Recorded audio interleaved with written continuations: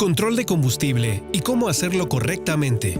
El combustible representa hasta el 50% de la porción de los gastos de cada negocio que opera una flota de vehículos. Los conductores conocen muchas formas de robar el combustible y de timarle, pero existe una manera de detener esto. Contando con los datos exactos del combustible, usted puede ahorrar hasta $7,200 anualmente por cada vehículo. Sí, por cada vehículo. El control del nivel de combustible le ofrece la información acerca de los reabastecimientos de combustible, de los drenajes y del consumo real, lo que le permite obtener datos precisos sobre sus operaciones de combustible. Usted podrá comparar estos datos con los recibos de las estaciones de combustible y con los informes de los conductores para efectuar los análisis futuros. La industria ofrece toda una gama de soluciones para ejecutar las mejores prácticas con el combustible, que incluyen sensores de flujo, sensores de inyectores CAN-bus más sensores flotadores, sensores ultrasónicos no invasivos, sensores capacitivos. Veamos las ventajas y las desventajas que estos presentan. Sensores de flujo. Pequeñas turbinas especiales impactan la unidad de la bomba de combustible del vehículo. Los caudalímetros leen el valor del flujo frío directo que va hacia el motor y el valor del flujo caliente que retorna desde las boquillas de inyección. Aunque este sistema proporciona un control del nivel de combustible con una precisión aceptable, esta disminuye con el tiempo y la distancia recorrida. Además, estos sensores no tienen en cuenta los eventos relacionados con los reabastecimientos, drenajes o el volumen de combustible que queda en el tanque. Los sensores de flujo no son fáciles de instalar. Estos requieren de un personal altamente calificado y accesorios y mangueras específicos. También es necesario realizar un corte en el tanque de combustible principal para instalar el sensor y sus accesorios, lo que pone en riesgo la garantía de servicio, ya que esto está prohibido por los fabricantes de los vehículos. Además, los granos de arena bloquean fácilmente el caudalímetro, lo cual provoca más tarde la desactivación del sensor. Sensores de inyectores y flotadores CAN-bus.